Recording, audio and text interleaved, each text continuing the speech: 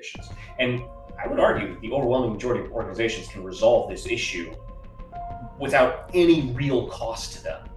So for 10 years, maybe, I've been explaining to companies, now that I have a podcast, and hopefully this will get out to more people, that I've invented something that basically I call it the CAT program, which is basically just catch, award, and try again. And it's a form of employee engagement and security awareness that actually works. And I have a lot of metrics to know that this actually works. If I told people, hey, we're going to talk about security awareness training, their eyes are going to roll back in their head. And the only thing that they're going to do is figure out how they can clandestinely look on their phone on Reddit and do stupid stuff, because nobody's going to pay attention, right? Because most of the time it's don't reuse passwords. We ran a phishing campaign last week and 5 people out of the company. That's what you're doing at most security awareness trainings. That's not what this is. This has 2 components. First things first. Physical security is not your employee's job. It's not their job. It's not their responsibility. And honestly, they don't care.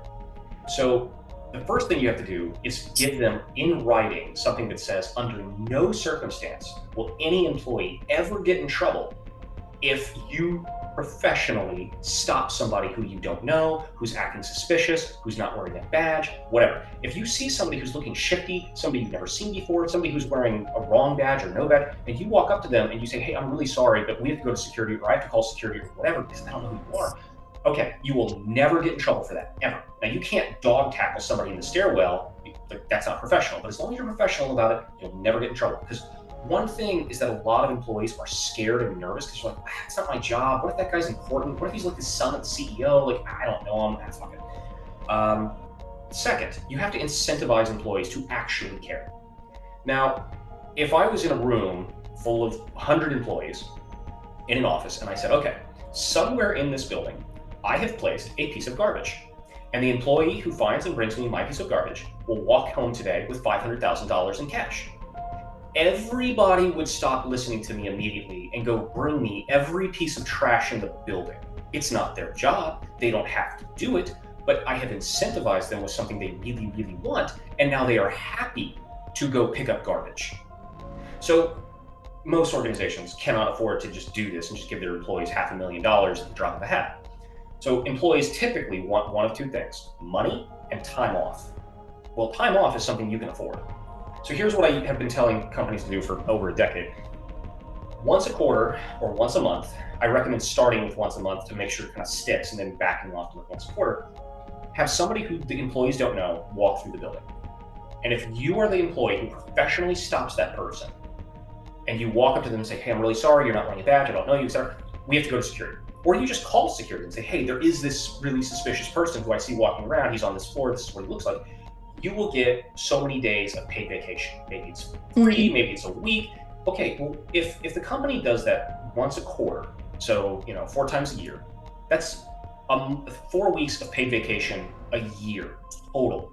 And you will have drastically increased your physical security. Any company, and I'm saying this with 18 years of experience, any company that has implemented this program basically makes it impossible for me to blend in during the day. It's not impossible, that's probably too much to say, but it is really, really hard when every 10th person that you walk past, somebody stops you and says, sorry, I don't know you, we have to go to security. It Sure. makes your job a living hell as a pen tester, but that's good.